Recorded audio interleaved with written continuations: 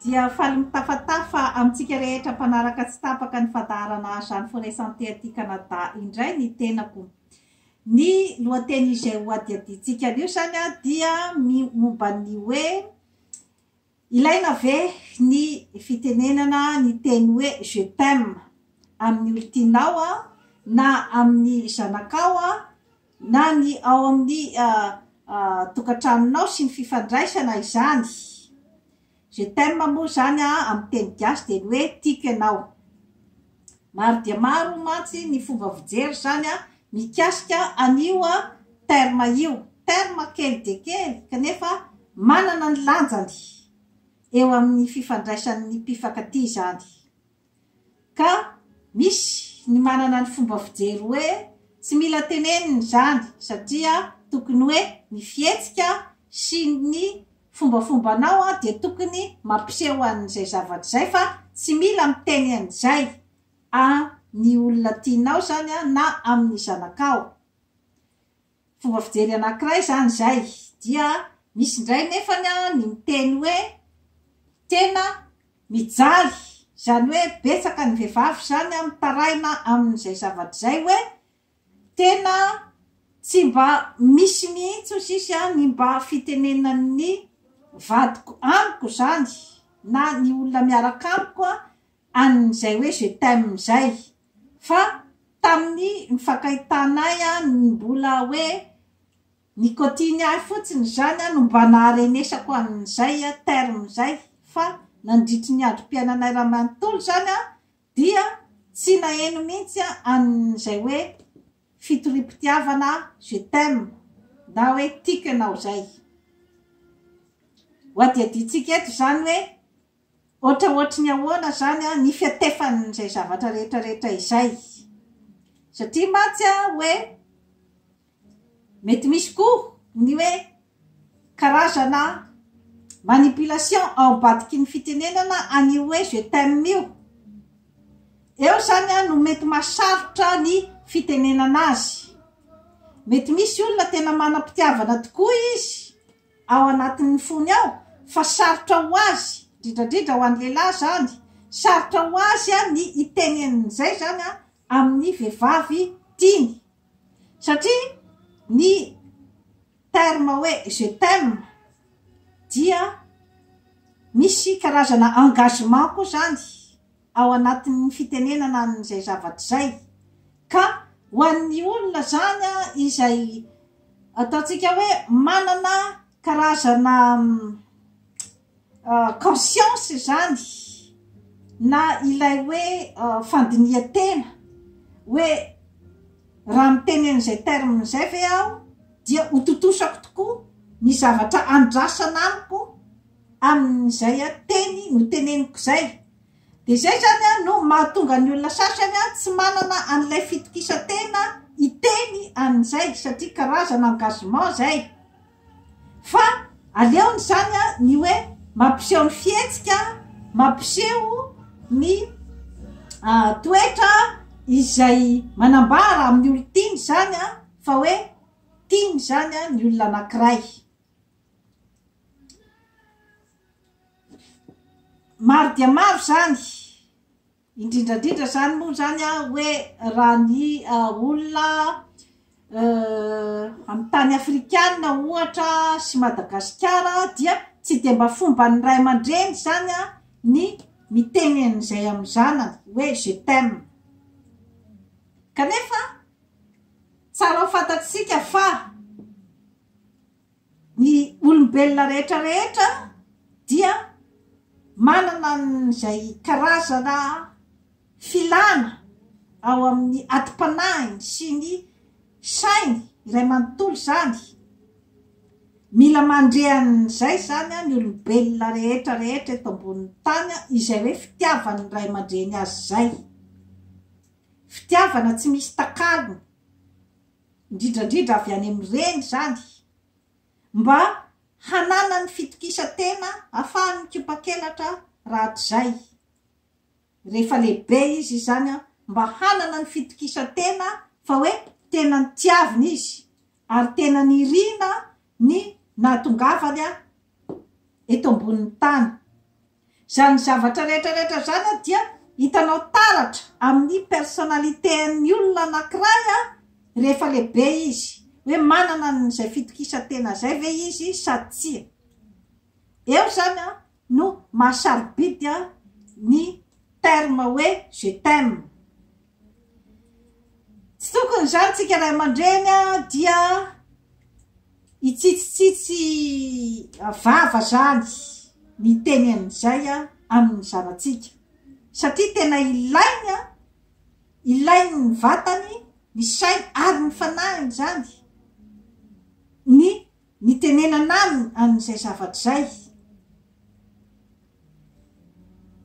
Maro dia maro zany ireo hoe mpifankatia indrindradrindra zany ny vehivavy izay nitaraina fa hoe tsy nahazo mihitsy an'izay teny izay zany amin'ny olotiny indrindradrindra zany amin'ny lehilahy. Maro dia maro koa nefany ny mety ho fandrika ao ambadiky ny fitenenana an'izay hoe raha ohatra ka misy olona de tena hoe mailaka loatra na hoe dia imbetsaka loatra ny mitenen'izay zany kanefa ny fihetsiny sy ny zavatra taony zany dia tsy mifanaraka amin'izay teny izay dia eo zany ilay ataontsika hoe formena manipulation izy amin'izay fotoana zay. Izany hoe matetika zany misy olona izay hoe misy zavatra tadiaviny amin'ny olona iray amin'ny olona miaraka aminy ohatra dia zay no terme ampiasainy zany mba andemindemena any olona miaraka aminy io azahoany izay zavatra tiany ho azo avy any amin'ny lay olona zany. Ohatra hoe ny vehivavy miaraka aminy eo zany no mila hitandremana tsara ny amin'ny fitadiavana an'izay hoe terme je t'aime zay. Fa manan-danja dia manan-danja tokoa io indrindrandrindra zany amin'ny hoe zanatsika satria iny no mitondra ny karazana hoe fitokisantena ho an'ny zanatsika zany ka aza miambahamba mihitsy ny miteny an'izay zavatra zay zany amin'ny zanakao indrindrandrindra raha ohatra izy ka mbola ao an-tranonao satria mila volavolaina ny personnalité zany mba afaka hikopa-kelatra izy rehefa ratrizay anana ny fitokisantenany. Misy ny fikarohana izay hoe ataon'ny manam-pahaizana zany momba an'izay fombafomba fifandraisan'izay ny hoe fanehoam-pitiavana sy ny tsy fanehoam-pitiavana. Ny olona ozy izy amin'ny firenena mandroso toy ny Eropa sy aty Amerika Avaratra zany dia tsy miambamba mihitsy zany ny miteny an'izay terme zay na amin'ny zanany na amin'ny olotiny zany. Tsy misy blocage mihitsy zany fa rehefa hoe mampiseho fitiavana izy zany de miteny an'izay teny zay. Nefa mandanjalanja ihany koa izy raha ohatra ka mbola olona tsy de tena hoe mbola fatany zany atraiza ny fitiavany an'ilay olona dia misy réserve ihany. Ka eo zany no isitomako ny saitsika zany satria malaza zany ny hoe ohatra hoe ao Afrika sy Madagasikara ohatra dia tsy de mba miteny an'izay zany ny ray aman-dreny amin'ny zanaka. Tsy de mba maneho fitiavana be loatra, tsy de maneho tambitamby loatra fa ohatrany hoe eritreretina zany hoe ny fihetsika dia efa tokony anambaran'izay zavatra zay. Nefa diso hevitsitsika zany amin'izay lafin'izay fa amin'ny mahazaza azy zany dia ilaina izay famerimbereminana aminy an'izay teny izay tena ilainy zay. Ka mbola tsy tara ho atsika ray aman-dreny zany izay tsy dia mahatonina loatra an'izay terme zay mbola tsy tara ho atsika zany fa tena mahatsara ary tena mampisy ny ataontsika hoe développement psycho-émotionnel zany eo amin'ny zanakao zany zay zavatra zay satria raha ny fikarohana zany dia hoe matetika izay tsy de ananan'ny Afrika sy Madagasikara ny fitokisa-tena be loatra eo amin'ny fiainana zany indrindrandrindra koa teo amin'ny tantara ny hoe firenena voazanaka dia somary osaosa zany ny karazana fitokisa-tena ao amin'ny olona ao amin'ny firenena io satria ny zavatra nampidirin'ny mpanjanaka tao anatin'ny sainy zany de ny hoe ny mpanjanaka zany no tena olona tonga lafatra olona mendrika ny tiavina ary olona izay manana ny ataontsika zany hoe ny référence amin'ny ataontsika hoe zany hoe zavatra tsara sy ny zavatra mety eto ambonin'ny tany efa nampidirina tao anatin'ny sain'ny firenena voazanaka zany izay zavatra zay dia mampiekena ny karazana fitokisa-tena zany ao aminy eo zany matsy no hitaritako ny saitsika zany ny saitsika ray aman-dreny ny amin'ny hoe zay zavatra ny volavolainao tao amin'io zaza io tamin'izy mbola kely iny zany no mijanona ao anatin'ny subconscience dia iny no hoetiny rehefa lehibe izy ny subconscience moa zany dia karazana zavatra izay mipetraka zany ao anatin'ny atodoantsika ao ka mienregistre ny zavatra rehetra izay mitranga amin'ny fiainatsika ka indraindray tsy tsapatsika akory fa hoe enregistre ao daholo nge ny zava-nisy rehetra dia mijanonao izy indraindray tsy tsapatsika zany zavatra zany kanefa izay zavatra zay no mitondra ny fiainan'ny olombelona anankiray zany izay hoe zavatra enregistre tao anatin'ny subconscience zay ka raha ohatra ny zanakao zany tsy de nahazo an'izay hoe fanomezam-pitiavan'izay loatra dia rehefa lehibe izy tsy afaka tena hanana ny fitokisa-tenany satria tsy afaka izy tena atsapa fa hoe nahazo ny fitiavana avy amin'ny ray aman-dreny ilay fitiavana tsy misy takalony satria ny fitiavana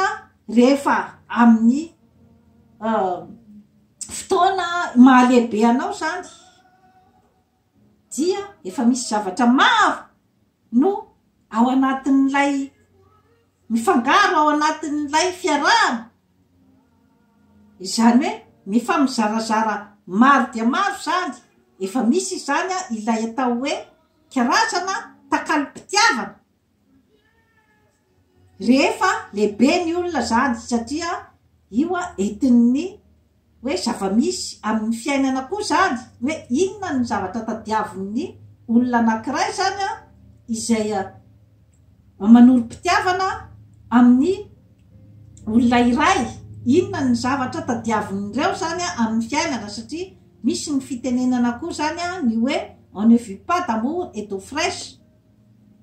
fa satria na misy ary ny fitiavana izay hoe amin'ny fifampisotoman'ny lahy sy ny vavy dia misy ihany koa ny fepetra rehetra sy ny environnement sy ny zavatra tadiavin'ny tsirairay zany izay mety hanimba ny fiarahana raha ohatra ka tsy voaja zany ireo karazana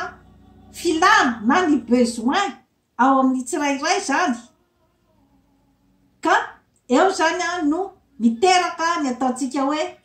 rehefa tsy manana ny fitokisa-tena zany rehefa tsy nahazo amin'ilay hoe fitiavana tsy misy takalony tany amin'ny ray aman-dreny zany ny olona iray dia sarosarotra ho azy zany ny andeha anorona fitiavana zany izay mafimafy orina kokoa amin'ny rehefa lehibe izy zany ka zavatra madinidinika ohatran'izay zany no tiako ampieritrretana atsika rehetra rehetra satria ninninona zavatra ataotsika eto ambonin'ny tany, ninninona faripaisatsika, ninninona diplôma, ninninona talenta, rehefa tsy manana anio atao hoe fitokisantena io ny olombelona iray dia tsy afaka andeha lavidavitra kokoa zany amin'ny zay hoe projet tiany ataony amin'ny fiainana, ary tsy afaka anana ny fiainana zay ao anatin'ny asambarana tanteraka raha ohatra ka tsy manana ny fitokisantena. Ka izay zany no antony anaty tanteraka mbola tsy tara zany tsika ray aman-dreny ny amin'izay hoe fitenenana amin'ny zanatsika zany amin'izay hoe je t'aime zay, ary na isika olon-dehibe koa raha zany dia tsy misy manakana atsika iteny zavatra ohatran'izay, fa ny ezahana zany dia ny hoe mba ampirindra ny zavatra lazaina sy ny zavatra tao ary ny zavatra eritreretina. Dia toy izay indray tompoky lahy sy tompoky vavy no azo natolotra anao anio, manaova abonnement amin'ny Jeanne Forêt Santé aty Canada fa ahitanao ny asambarana. Veloma tompoko.